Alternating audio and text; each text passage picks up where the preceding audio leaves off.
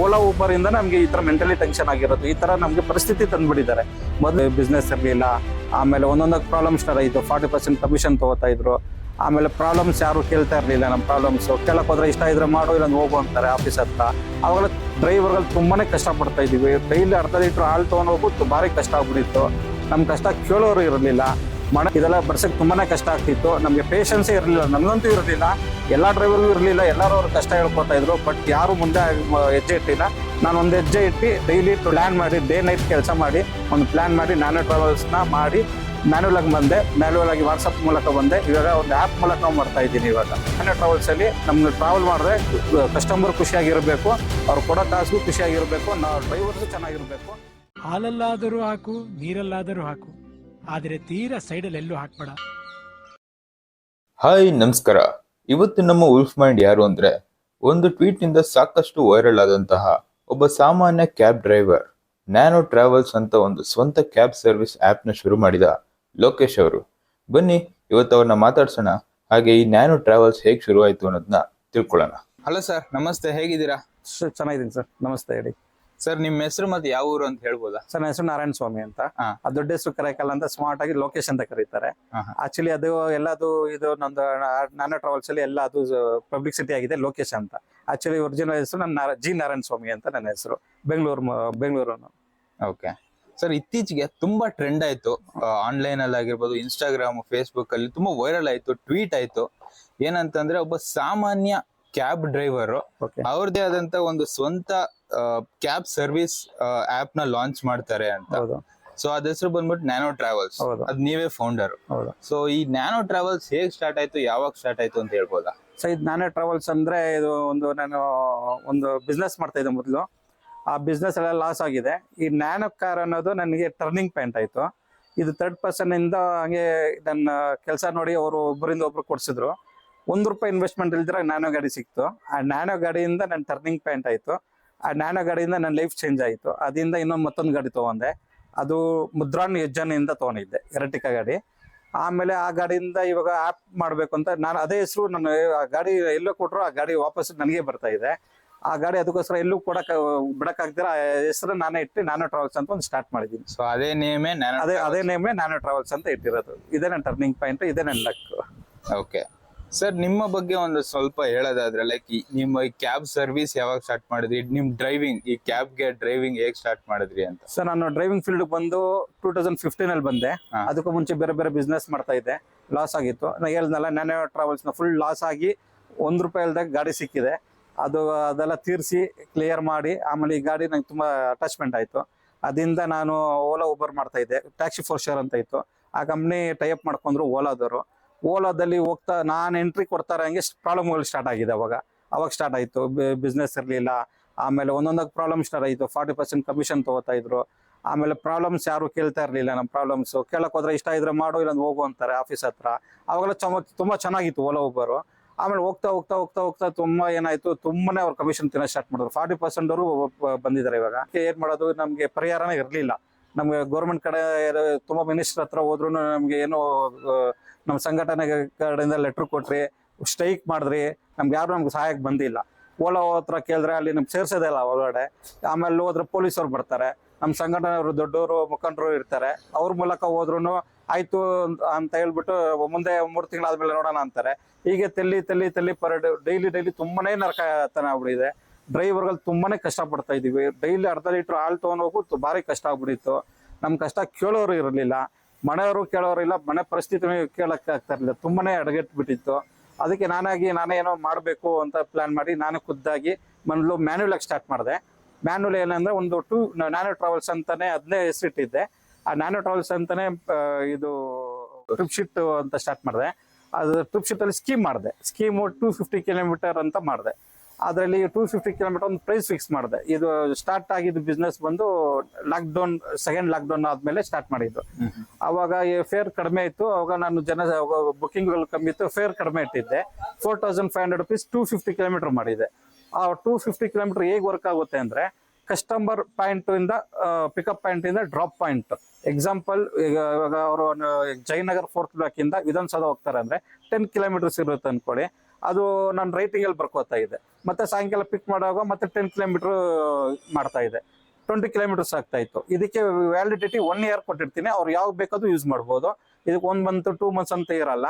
ಆಮೇಲೆ ಇದಕ್ಕೆ ಎಕ್ಸ್ಟ್ರಾ ಫೇರ್ಸು ಇರಲ್ಲ, ಇದರಲ್ಲಿ ಕ್ಯಾನ್ಸಲ್ ಫೀಸ್ ಇರಲ್ಲ. ಇವಾಗ ಆ್ಯಪ್ ಮಾಡೋದ್ರಿಂದ ಕ್ಯಾನ್ಸಲ್ ಫೀಸ್ ಏನು ಇರಲ್ಲ ಇದರಲ್ಲಿ. ನನಗೆ ಆಮೇಲೆ ಇದು ಡೈಲಿ ನನಗೆ ವಾಟ್ಸಪ್ ಮೂಲಕ ಮೆಸೇಜ್ ಮಾಡ್ತಾ ಇದ್ರು ಕಸ್ಟಮರು, ಈ ಥರ ಸರ್ವಿಸ್ ಮಾಡ್ತಾ ಇದೆ. ಒಂದು ಅಡ್ವರ್ಟೈಸ್ಮೆಂಟ್ ಬೋರ್ಡ್ ಮಾಡಿದೆ. ಅಡ್ವರ್ಟೈಸ್ಮೆಂಟ್ ಬೋರ್ಡಿಂದ ಸೀಟ್ ಹಿಂದ್ಗಡೆ ತಗ್ಲಾಕಿದೆ. ಸುಮಾರು ಜನ ಕಸ್ಟಮರ್ ಬಂದರು. ಸುಮಾರು ಜನ ಕಸ್ಟಮರ್ ಬಂದಾಗ ಮೇಂಟೈನ್ ಮಾಡೋಕೆ ಕಷ್ಟ ಆಯಿತು. ಮ್ಯಾನ್ಯುಲಿಂದ ವಾಟ್ಸಪ್ ಮೂಲಕ ಹೋದೆ.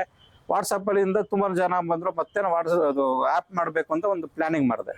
ಆ್ಯಪಿಂದ ಇವಾಗ ಸ್ಟಾರ್ಟ್ ಮಾಡಿದ್ದೀನಿ ಸರ್. Sir nice sir.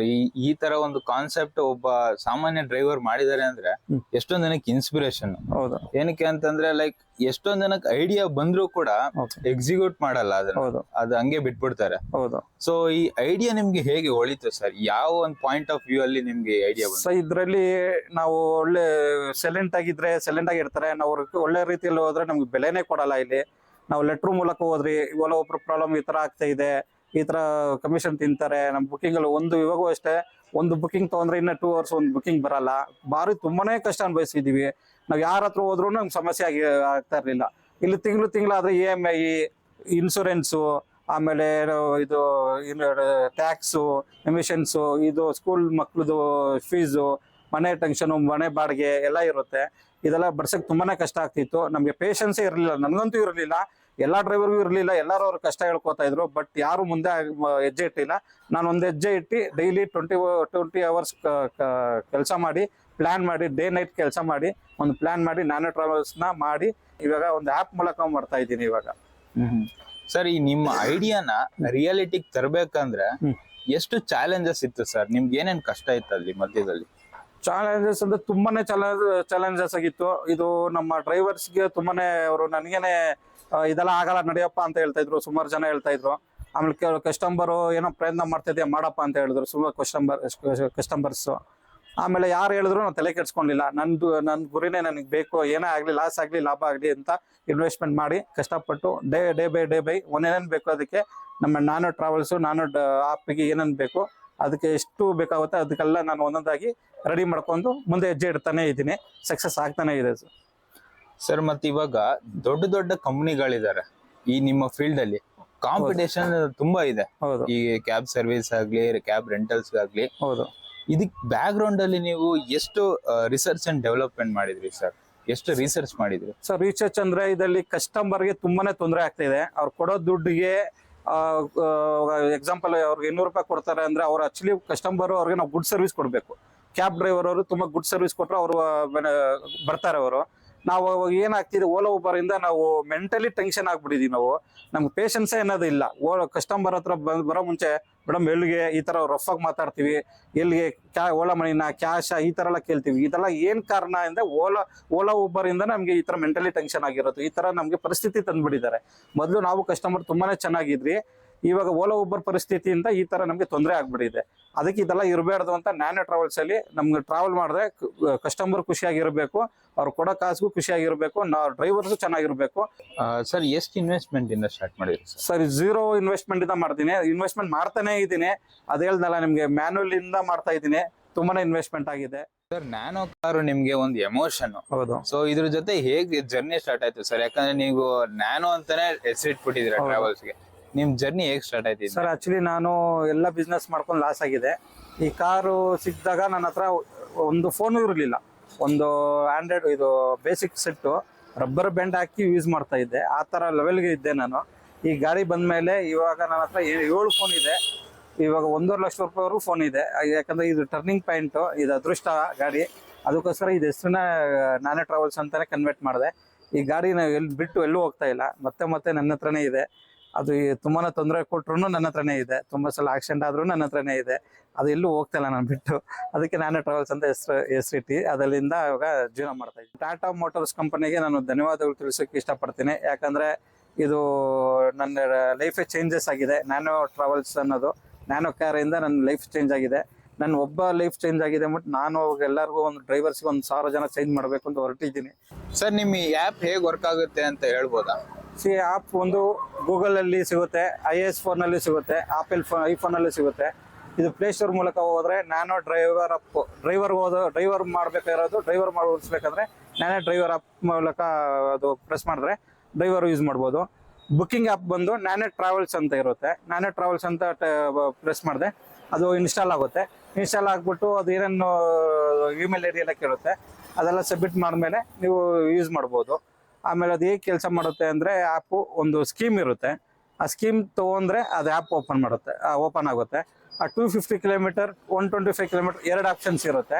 ನೀವು ಒಂದು ಲೊಕೇಶನಿಂದ ಇನ್ನೊಂದು ಲೊಕೇಶನ್ ಹೋಗ್ತೀರಾ. ಎಕ್ಸಾಂಪಲ್ ಜಯನಗರದಿಂದ ವಿಧಾನಸೌಧ ಹೋಗ್ತೀರಾ ಅನ್ಕೊಳ್ಳಿ, 10 ಕಿಲೋಮೀಟರ್ ಇದೆ. ಅದು 10 ಕಿಲೋಮೀಟರ್ 125 ಕಿಲೋಮೀಟರ್ ಮೈನಸ್ ಆಗುತ್ತೆ. ಅದು ಮೈನಸ್ ಆಗೋದು ನಿಮ್ಮ ಆ್ಯಪಲ್ಲೂ ಗೊತ್ತಾಗುತ್ತೆ, ನಮ್ಮ ಸಿಸ್ಟಮಲ್ಲೂ ಬರುತ್ತೆ. ಈ ಮೂಲಕ ಒಂದು ಸಿಸ್ಟಮ್ ಮೂಲಕ ಮಾಡ್ತಾ ಇದ್ದೀನಿ ಸರ್. ಮತ್ತೆ ಈ ಆ್ಯಪ್ ಇಂದ ನಿಮ್ಮ ಕ್ಯಾಬ್ ಡ್ರೈವರ್ಸ್ ರಿಜಿಸ್ಟರ್ ಆಗಿರ್ತಾರಲ್ಲ, ಅವ್ರಿಗೆ ಏನ್ ಲಾಭ ಇದೆ ಸರ್ ಇದರಿಂದ? ಸೊ ಇದು ಡ್ರೈವರ್ಸ್ಗೆ ಅಂದ್ರೆ ತುಂಬಾನೇ ಕಷ್ಟಪಡ್ತಾ ಇದೀವಿ. ಯಾಕಂದ್ರೆ ನಾನು ಡ್ರೈವರ್ ಆಗಿ ತುಂಬಾನೇ ಕಷ್ಟಪಟ್ಟಿದ್ದೀನಿ. ನಮ್ಮ ಕಷ್ಟಗಳು ಯಾರು ಕೇಳೋರಿಲ್ಲ, ಎಲ್ಲರೂ ಬರೀ ಮಾತಾಡ್ತಾ ಇದ್ರಿ ಅಷ್ಟೇ, ಬಟ್ ಯಾರು ಮುಂದೆ ಒಂದು ಹೆಜ್ಜೆ ಇಟ್ಟಿಲ್ಲ. ನಾನು ಇವರು ಎಲ್ಲ ಕಷ್ಟಕ್ಕೆ ನಾನೇ ಒಂದು ಸ್ಫೂರ್ತಿಯಾಗಿ ನಾನೇ ಒಂದು ಏನೋ ಮಾಡಬೇಕು ಅಂತ ಮಾಡಿ ಡೈಲಿ ಡೇ ನೈಟ್ ಕಷ್ಟಪಟ್ಟು ಸರ್ವೆ ಮಾಡಿ ಈ ಒಂದು ಆ್ಯಪ್ ಮಾಡಿದ್ದೀನಿ. ಇದರಲ್ಲಿ ಏನು ಬೆನಿಫಿಟ್ ಅಂದರೆ, ಎಕ್ಸಾಂಪಲ್ ಆಗಿ ಹೇಳ್ತಾ ಇದ್ದೀನಿ, ನೀವು 100 ರೂಪಾಯಿ ಕೊಟ್ಟರೆ ಅದಲ್ಲಿ ಓಲಾದರು 20 ರೂಪಾಯಿ ತೊಗೋತಾ ಇದ್ರು, 40% ತೊಗೋತಾ ಇದ್ರು. 40 ರೂಪೀಸ್ ತೊಗೊಂಡು ಒಂದು 35% ಆಗಿ ಮ್ಯಾಕ್ಸಿಮಮ್ ತೊಗೋತಾ ಇದ್ರು. 75 ರೂಪೀಸ್ ಅವ್ರು ಕೊಡ್ತಾ ಇದ್ರು. ಇವಾಗ ನಂದ್ರಲ್ಲಿ ಹಂಗಲ್ಲ, ಇವಾಗ 5% ತೊಗೋತಾ ಇದ್ದೀನಿ. ಇದರಲ್ಲಿ 95 ರೂಪೀಸ್ ಡ್ರೈವರ್ಗೆ ಹೋಗುತ್ತೆ. ಇವಾಗ ಅಲ್ಲಿ ಮಾಡೋ ಕೆಲಸ ನನ್ನ ಹತ್ರನೇ ಮಾಡಿದ್ರೆ 95 ರೂಪೀಸ್ ಅವ್ರಿಗೆ ಸಿರುತ್ತೆ. ಜಾಸ್ತಿ ಕಮಿಷನ್ ಇರಲ್ಲ ಇದರಲ್ಲಿ, ಜಾಸ್ತಿ ಅವ್ರಿಗೆ ಒತ್ತಡ ಇರಲ್ಲ. ಅದರಲ್ಲಿ ಅಡ್ವಾನ್ಸ್ ಡ್ಯೂಟಿಗಳು ಬರುತ್ತೆ, ತುಂಬ ಚೆನ್ನಾಗಿರುತ್ತೆ, ಮಾಡ್ಬೋದು ಸರ್. ಮತ್ತೆ ಈ ಕಸ್ಟಮರ್ಗೆ ಹೇಗೆ ಯೂಸರ್ ಫ್ರೆಂಡ್ಲಿ ಅಂತ ಹೇಗೆ ಯೂಸ್ಫುಲ್ ಆಗುತ್ತೆ? ಈಗ ಪ್ರೈಸಿಂಗ್ ಇಂದ ಹಿಡಿದು ಒಂದು ಕಸ್ಟಮರ್ ಸರ್ವಿಸ್ ಹೇಗೆ ನಡೆಯುತ್ತೆ ಸರ್ ಇಲ್ಲಿ? ಇವಾಗ ಕಸ್ಟಮರ್ ಎಲ್ಲಿ ಹೋಗ್ಬೇಕು ಅಂತ ಅವ್ರು ಮುಂಚಿತವಾಗಿ ಅವರು ಶೆಡ್ಯೂಲ್ ಆಗಿ ಮಾಡ್ಬೋದು. ಅಥವಾ ಸ್ಕೀಮ್ ತೊಗೊಂಡ್ರೆ ಹೋಗೋ ಬುಕ್ ಮಾಡ್ಬೋದು. ಎಲ್ಲಿ ಬೇಕಾದ್ರೂ ಆನಂದವಾಗಿ ಪ್ರಯಾಣ ಮಾಡ್ಬೋದು. ಆಮೇಲೆ ಇದರಲ್ಲಿ ಇವಾಗ ಓಲಾ ಊಬರಲ್ಲಿ ಎ ಸಿ ಕೇಳ್ತಾರೆ. ಎ ಸಿ ಕೇಳಿದಾಗ 108 ಕ್ವಶನ್ ಆನ್ಸರ್ ಹೇಳ್ತಾರೆ ನಮ್ಮ ಡ್ರೈವರು. ಅದು ಸರಿ ಇಲ್ಲ, ಫ್ಯೂಯಲ್ ಅವರು ರೇಟ್ ಕಮ್ಮಿ ಕೊಡ್ತಾರೆ, ಈ ಥರ ಎಲ್ಲ ಹೇಳ್ತಾರೆ. ನಮ್ಮ ನ್ಯಾನೋ ಟ್ರಾವೆಲ್ಸ್ ಎಲ್ಲ ಹಂಗಿರಲ್ಲ. ನಾವೇ ಖುದ್ದಾಗಿ ನಾವು ಉಲ್ಟಾ ಕೇಳ್ತೀವಿ, ಮೇಡಮ್ ಎ ಸಿ ಬೇಕಾ, ಈ ಥರ ನಾವು ಸರ್ವಿಸ್ ಕೊಡ್ತೀವಿ. ಕಸ್ಟಮರ್ ಬಂದ್ರೂ ಖುಷಿಯಾಗಿ, ಡ್ರೈವರ್ ಖುಷಿಯಾಗಿರಬೇಕು, ಕಸ್ಟಮರ್ ಖುಷಿಯಾಗಿರಬೇಕು. ಕಸ್ಟಮರ್ಗೆ ನಾನು ತುಂಬಾನೇ ಇದು ಒಳ್ಳೆ ಸರ್ವಿಸ್ ಕೊಡೋಕ್ಕೆ ನಾನು ತುಂಬಾನೇ ಇಷ್ಟಪಡ್ತೀನಿ ಸರ್. ಇವಾಗ ಕ್ಯಾಬ್ ಸರ್ವಿಸ್ ಅಲ್ಲಿ ಏನು ಒಂದು ದೊಡ್ಡ ಫಾಲ್ಟ್ ಅಂತಂದ್ರೆ ರೈಡ್ ಕ್ಯಾನ್ಸಲೇಷನ್ ಅನ್ನೋದು ಒಂದು ದೊಡ್ಡ ಪ್ರಾಬ್ಲಮ್. ಸೊ ಇದನ್ನ ಹೇಗೆ ನ್ಯಾನೋ ಟ್ರಾವೆಲ್ ಸಾಲ್ವ್ ಮಾಡ್ತಾ ಇದೆ ಸರ್? ಓಲಾ ಆಗಲಿ ಊಬರ್ ಆಗಲಿ ಒಂದೊಂದು ಗಾಡಿಗೆ ಒಂದೊಂದು ರೇಟ್ ಫಿಕ್ಸ್ ಮಾಡಿರ್ತಾರೆ ಕ್ಯಾನ್ಸಲ್ವೇಷನ್. ಒಬ್ರು ಊಬರಲ್ಲಿ 70 ರೂಪಾಯಿ ಮಾಡ್ತಾರೆ, ನಮಗೆ ಕೆಲವು ಟೈಮಲ್ಲಿ 22 ರೂಪಾಯಿ ಕೊಡ್ತಾರೆ, ಕೆಲವು ಟೈಮಲ್ಲಿ 40 ರೂಪಾಯಿ ಕೊಡ್ತಾರೆ. ಓಲಾದಲ್ಲೂ ಅಷ್ಟೇ, ನಿಮ್ಮ ಹತ್ರ 50 ರೂಪಾಯಿ ಕ್ಯಾನ್ಸಲೇಷನ್ ಮಾಡ್ತಾರೆ. ನನ್ನ ಅದರಲ್ಲಿ ಏನು ಇರಲ್ಲ, 1 ರೂಪಾಯಿ ಝೀರೋ ಇರುತ್ತೆ, ಕ್ಯಾನ್ಸಲೇಷನ್ನೇ ಇರಲ್ಲ. ಕ್ಯಾನ್ಸಲ್ ಮಾಡಿದ್ರು ಯಾವುದೇ ರೀತಿ ನಮಗೆ ಚಾರ್ಜಸ್ ಆಗಿರಲ್ಲ. ಸರ್, ಈಗ ಜನಗಳು ಎಷ್ಟು ಇನ್ಸ್ಟಾಲ್ ಮಾಡಿದ್ದಾರೆ ಪ್ಲೇ ಸ್ಟೋರ್ ಅಲ್ಲಿ? ನಿಮ್ಮ ಆ್ಯಪ್ ಆಗಿರ್ಬೋದು, iOS ಆ್ಯಪ್ ಆಗಿರ್ಬೋದು, ಎಷ್ಟು ಇನ್ಸ್ಟಾಲ್ ಮಾಡಿದ್ದಾರೆ? ಸಪೋರ್ಟ್ ಹೇಗಿದೆ ಸರ್ ಅವರು? ಸರ್ ಆಕ್ಚುಲಿ ನಾನು ಮ್ಯಾನ್ಯುವಲ್ ಸ್ಟಾರ್ಟ್ ಮಾಡಾಗ ಒಬ್ಬರಿಂದ ಸ್ಟಾರ್ಟ್ ಮಾಡಿದೆ. ಒಬ್ಬರಿಂದ 10 ಜನ ಆದ್ರು, 10 ಜನದಿಂದ 20 ಜನ ಆದ್ರು. ಆಂಡ್ರಾಯ್ಡ್ ಸೆಟ್ ಅಲ್ಲಿ ಮಾಡುವಾಗ ಆಗಸ್ಟ್ 15ಕ್ಕೆ ಬಿಡುಗಡೆ ಮಾಡಿದೆ. ಅವಾಗ ಬೇರೆ 150 ಇಂದ 180 ಜನ ಇದ್ರು. iOS ಫೋನಲ್ಲಿ ಡಿಸೆಂಬರ್ 24 ತಾರೀಕು ಲಾಂಚ್ ಆಯಿತು. ಇವಾಗ 4700 ಜನ ಇದ್ರೆ ಟೋಟಲಿ ಇವಾಗ ನಮ್ಮ ನ್ಯಾನೋ ಟ್ರಾವೆಲ್ಸ್ ಅಲ್ಲಿ ಕಸ್ಟಮರ್ ಇದ್ದಾರೆ. ಡ್ರೈವರ್ಸ್ ಎಷ್ಟು ಜನ ಇದ್ದಾರೆ? ಡ್ರೈವರ್ಸ್ ಬಂದು ಅವಾಗ ಕಡಿಮೆ ಇದ್ರು, 500 ಜನ ಇದ್ರು. ಇವಾಗ 750, ಇವಾಗ ಸೋಮವಾರ ಅಷ್ಟರಲ್ಲಿ 800 ಜನ ಆಗ್ತಾರೆ. ಸರ್, ಮತ್ತೆ ನಿಮ್ದು ಮಾರ್ಕೆಟಿಂಗು ಮತ್ತು ಅಡ್ವರ್ಟೈಸ್ಮೆಂಟ್ ಸ್ಟ್ರಾಟಜಿ ಅಂತ ಏನಾದ್ರು ಇದು ಏನು ಮಾಡ್ತಾ ಇದ್ದೀರಾ? ಸರ್, ಮಾರ್ಕೆಟಿಂಗ್ ಸದ್ಯಕ್ಕೆ 30 ಹೋಗ್ತಾ ಇದೆ ಎಲ್ಲರಿಗೂ. ಆಮೇಲೆ ನಾನು ಕ್ಯಾಬಲ್ಲಿ ಬರೋ ಕಸ್ಟಮರ್ಗೆ ಹೇಳ್ತಾ ಇದ್ದೀನಿ, ಎಕ್ಸ್ಪ್ಲೇನ್ ಮಾಡ್ತಾ ಇದ್ದೀನಿ, ನಮ್ಮ ನ್ಯಾನೋ ಟ್ರಾವೆಲ್ಸ್ ಹೀಗಿರುತ್ತೆ ಅಂತ. ಆಮೇಲೆ ಎಲ್ಲರೂ ಸೇಫ್ಟಿ ನೋಡ್ತಾರೆ ಮೇನು. ಅದಕ್ಕೆ ನಾನು ಸೇಫ್ಟಿ ಫಸ್ಟ್ ಮನೆ ನೆಕ್ಸ್ಟ್ ಅಂತ ಇಟ್ಟಿದ್ದೀನಿ ಅದು ಪದಾನ. ಯಾಕಂದರೆ ಎಲ್ಲರೂ ಸೇಫ್ಟಿ ನೋಡ್ತಾ ಇರ್ತಾರೆ. ಆ ಸೇಫ್ಟಿ ಆಗಿದ್ದರೆ ನಾವು ಮನೆ ನೆಕ್ಸ್ಟಿಗೆ ಹೋಗ್ತೀವಿ ಅಂತ ನಾವು ಒಂದು ಪದನ ಯೂಸ್ ಮಾಡಿದ್ದೀನಿ ಇದು. ಆಮೇಲೆ ಮಾರ್ಕೆಟಿಂಗ್ ಬಂದು ಸೋಷಿಯಲ್ ಮೀಡಿಯಾದಿಂದ ಎಲ್ಲ ಆರಾಮಾಗಿ ಆಗ್ತಾಯಿದೆ. ಕಸ್ಟಮರು ಹಂಗೆ ಟ್ರಾವೆಲ್ ಮಾಡುವಾಗ ಕಸ್ಟಮರ್ ಸಿಕ್ಕಿದ್ರು, ಅವರು ನನ್ನ ಬಗ್ಗೆ ಎಲ್ಲ ಕೇಳಿದ್ರು. ಅವರು ಸೋಷಿಯಲ್ ಮೀಡಿಯಾದಲ್ಲೇ ಆ್ಯಡ್ ಕೊಟ್ಟಿದ್ದಾರೆ. ಅದರಿಂದ ನನಗೆ ತುಂಬಾ ಅನುಕೂಲ ಆಗ್ತಾಯಿದೆ. ತುಂಬಾ ಜನ ಫೋನ್ ಮಾಡ್ತಾಯಿದ್ದಾರೆ, ಆ್ಯಪ್ ಹೇಗಿದೆ, ಯಾವ ಥರ ಯೂಸ್ ಮಾಡೋದು ಅಂತೆಲ್ಲ ಕೇಳ್ತಾಯಿದ್ದಾರೆ. ಕಸ್ಟಮರು ಇನ್ಸ್ಟಾಲ್ ಆಗ್ತಾಯಿದ್ದಾರೆ, ತುಂಬಾ ಆ್ಯಪ್ ಡೌನ್ಲೋಡ್ ಮಾಡ್ಕೋತಾ ಇದ್ದಾರೆ ಸೋಷಿಯಲ್ ಮೀಡಿಯಾದಿಂದ. ನೆಕ್ಸ್ಟ್ ನೀವು ಇನ್ವೆಸ್ಟರ್ ಹತ್ರ ಏನಾದ್ರು ರೀಚ್ ಔಟ್ ಆಗಿದ್ರಾ ಫಂಡಿಂಗ್ಗೋಸ್ಕರ? ಅವ್ರೇನಾದ್ರು ನಿಮಗೆ ರೀಚ್ ಮಾಡಿದ್ರಾ? ಸೊ ಇನ್ವೆಸ್ಟ್ಮೆಂಟ್ ಬಂದು ಸದ್ಯಕ್ಕೆ ನಾನೇ ಮಾಡ್ತಾಯಿದ್ದೀನಿ. ಸದ್ಯಕ್ಕೆ ಪ್ಲ್ಯಾನಿಂಗ್ ಇಲ್ಲ. ಸುಮಾರು ಜನ ಚಾನ್ಸಸ್ ಸಿಗ್ತಾಯಿದೆ, ತುಂಬ ಜನ ಬರ್ತಾಯಿದ್ದಾರೆ, ಇನ್ವೆಸ್ಟ್ಮೆಂಟ್ ಬೇಕಾ ಅಂತ ಕೇಳ್ತಾ ಇದ್ದಾರೆ. ನಾನೇ ಸದ್ಯಕ್ಕೆ ಎಲ್ಲೂ ಮುಂದೆ ಹೋಗ್ತಾ ಇಲ್ಲ. ಪರಿಸ್ಥಿತಿ ಆ ಥರ ಬಂತು ಅಂದರೆ ನಾನು ಕೇಳ್ತೀನಿ.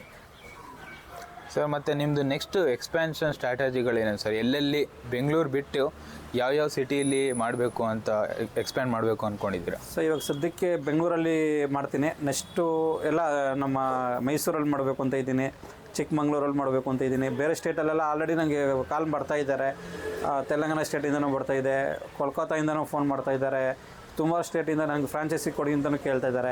ಸದ್ಯಕ್ಕೆ ನಾನು ಬೆಂಗಳೂರು ಬಿಲ್ಡ್ ಮಾಡ್ತೀನಿ. ಬಿಲ್ಡ್ ಆದಮೇಲೆ ನೆಕ್ಸ್ಟ್ ಫರ್ದರ್ ನೋಡ್ತೀನಿ ಅದಕ್ಕೆ ಕೊಡ್ಬೋದು ಅಂತ.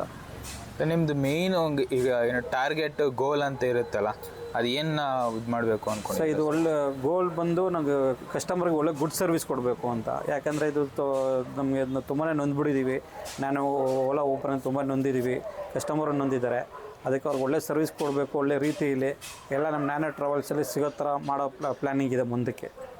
ಓಕೆ ಸರ್, ಫೈನಲ್ ಆಗಿ ಈಗ ನಿಮ್ಮ ಥರ ಏನಾದರೂ ಸ್ಟಾರ್ಟ್ ಮಾಡಬೇಕು ಅಂದ್ಕೊಂಡಿರೋರಿಗೆ, ಲೈಕ್ ಬಿಸ್ನೆಸ್ ಸ್ಟಾರ್ಟ್ ಮಾಡಬೇಕು ಅಂದ್ಕೊಂಡಿರೋರಿಗೆ ಮತ್ತು ಯೂತ್ಗಳಿಗೆ ಏನು ಮೆಸೇಜ್ ಹೇಳೋಕ್ಕೆ ಇಷ್ಟಪಡ್ತೀರಾ ಸರ್ ನಿಮ್ಮ ಕಡೆಯಿಂದ?